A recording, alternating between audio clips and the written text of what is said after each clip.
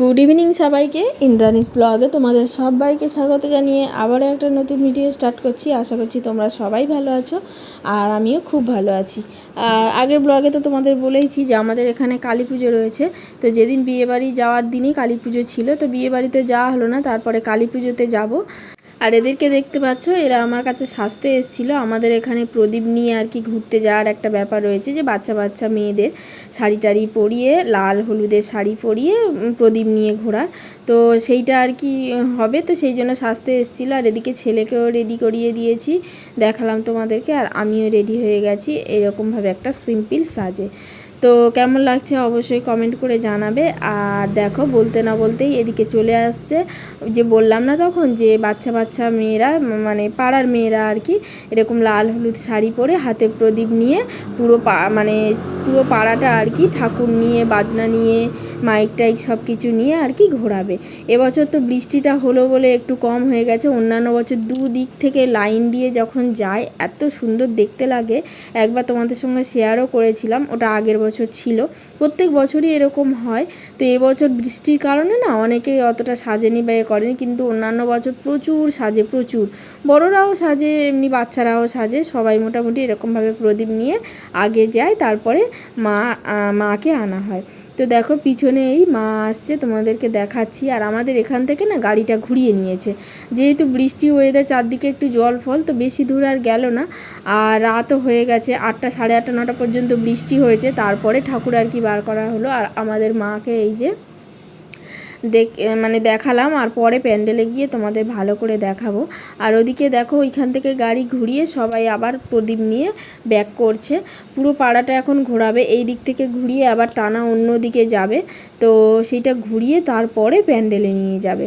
আর আমরাও এদের পিছন পিছন আর কি বেরিয়ে যাব, কেননা আমাদের সব রেডি হয়ে গেছি।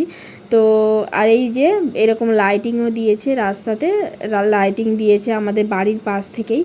তো এইরকমভাবে লাইটিং দিয়েও সাজিয়েছে। প্রত্যেক বছরই এইরকমভাবে কালী পুজোটা হয়, খুব মজা আনন্দ করি কালী পুজোতে।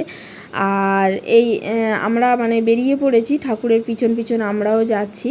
তো আমরা গিয়ে একেবারে কোথায় গেলাম বলো তো, ওরা ঠাকুর অনেকটা এখন ঘোরাবে, তো আমরা অতটা ঘুরবো না, ওই জন্য আমরা প্যান্ডেলে চলে এসেছি, যেখানে আর কি ঠাকুরটা রাখবে, মাকে রাখবে। তো প্যান্ডেলটা তোমাদেরকে আমি দেখাচ্ছি, যখন মাকে আনবে ঘুরিয়ে, তখন আমি তোমাদেরকে প্যান্ডেলটা দেখিয়ে দিচ্ছি। তার আগে দেখাই, যেখানে বাজি টাজি প্রচুর ফাটানো হয়, তো বাজি ফাটানো হয়। আর এবছর একটা নতুন জিনিস করেছে, তো সেটা তোমাদেরকে দেখাচ্ছি। তার আগে একটু সাজানোটা দেখিয়ে দিই। কি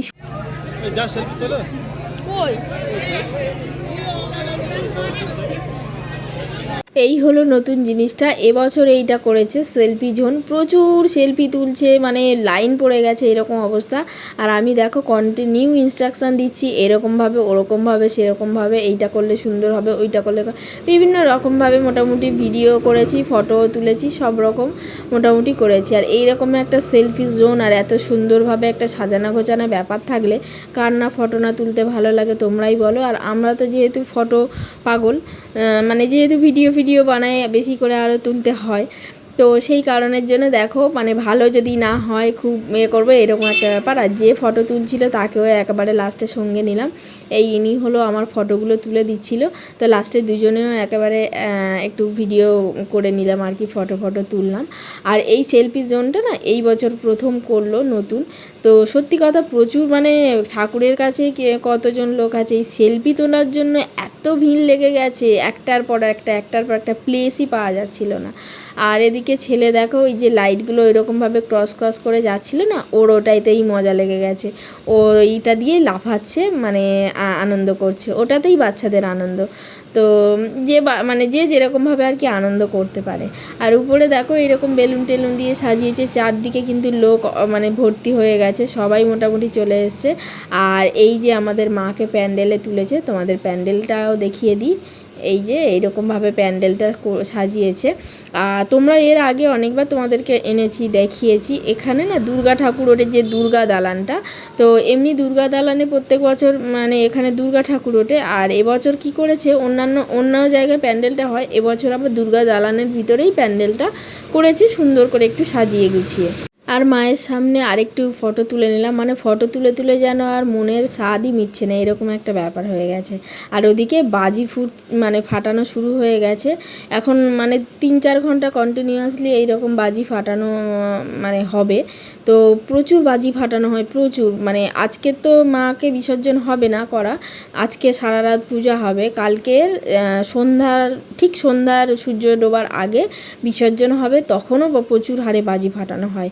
আর এই যে বাজি কন্টিনিউয়াসলি বাজি, মানে বিভিন্ন রকমের বাজি, আর দেখো সব বাঁশগুলো কোথায় রয়েছে, বাজি ফাটানো হচ্ছে।